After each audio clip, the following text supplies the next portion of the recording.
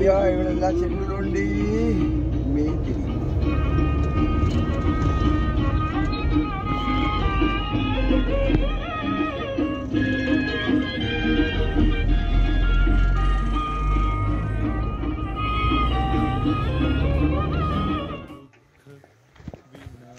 സാറേ ഒന്ന് പിടിപ്പിച്ച്.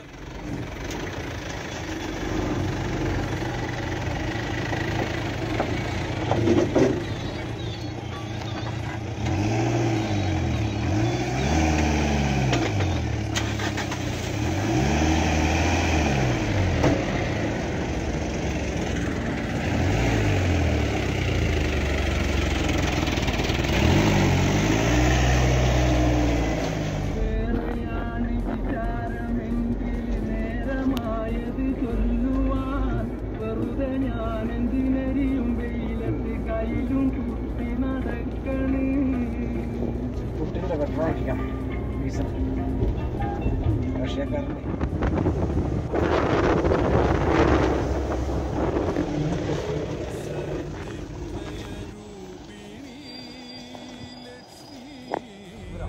ഇവിടെ ഉള്ള കാട്ടുപന്നി, മുള്ളംപന്നി, പിന്നെ മുയൽ ഇഷ്ടംപോലെ ഉണ്ട്, കാട്ടുകോഴിയുണ്ട്, ചിലതരം പാമ്പുകളുണ്ട്. വിഷമുള്ളതിനെ ഞാൻ ഇതുവരെ കണ്ടിട്ടില്ല സീരീസ് ആയിട്ട്.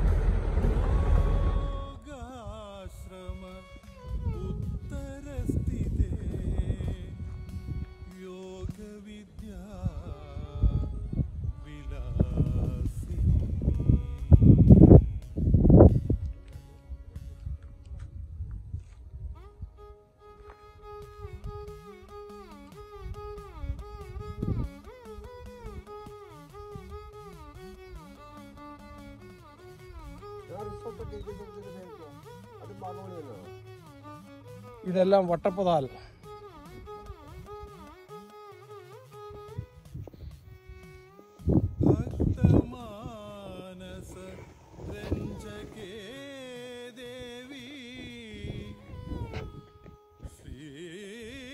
മണികെട്ടി അമ്പലം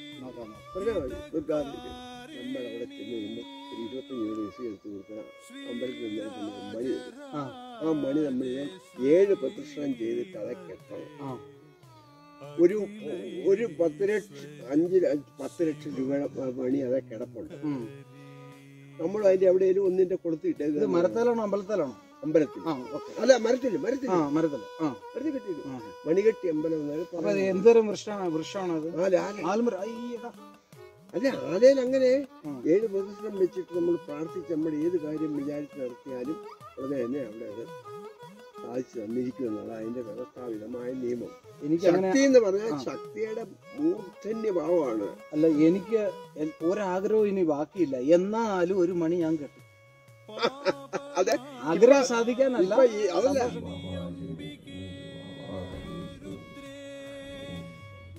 37 ദേവിമാരെ വിളിക്കുന്നതെന്ന് പറഞ്ഞാൽ 37 സസ്പെൻഷൻ ഉണ്ടായെന്നാണ് അതിന്റെ അർത്ഥം. ഇതിനകത്ത് കൊലസ്റ്റെന്ന് പറയുന്ന സാധനം ഉണ്ടല്ലോ, അതടിക്കാതെ 37 സസ്പെൻഷൻ വന്നാലേ ദേവിമാരെ പ്രാർത്ഥിക്കാനൊക്കത്തുള്ളൂ. അങ്ങനെ നിയമമുണ്ടോ? അങ്ങനെയൊന്നും ചെയ്യാൻ വേണ്ടി പറയുന്നത് അല്ല. ഈ നവരസങ്ങൾ പറയുന്ന പോലെ സാറ് പല രീതിയിൽ പറയുന്നത് പിടിക്കാനുള്ള ഒരു അടവായി ഈ സിനിമാക്കാരുടെ.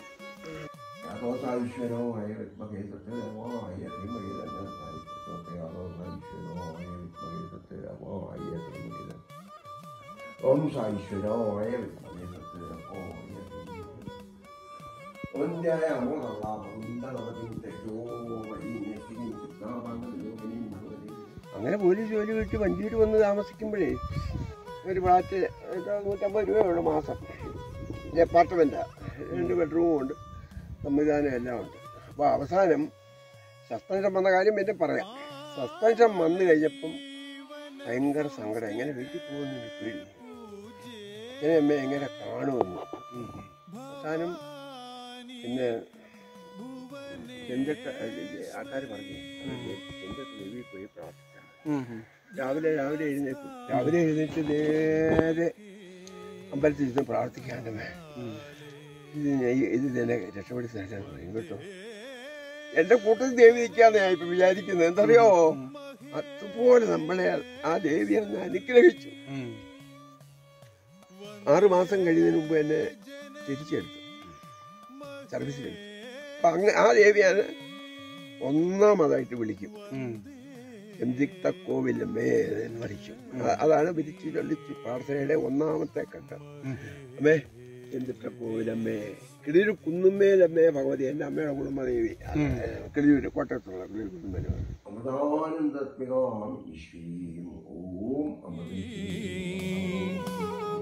സർവൈശ്വര്യ വിധായിനി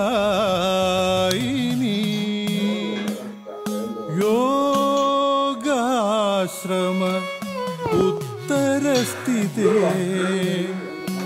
യോഗവിദ്യാ വിലാസിനി.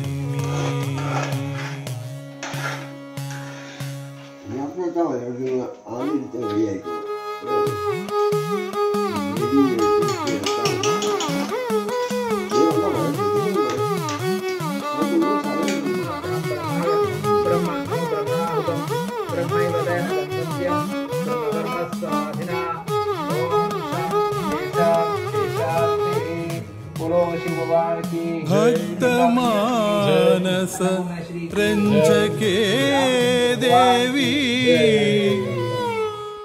ശ്രീകരി ഹിതകാരിണി ശ്രീരാജരാജേശ്വരി ഭദ്രേ അഖിലൈശ്വര്യ ശിവം കരി.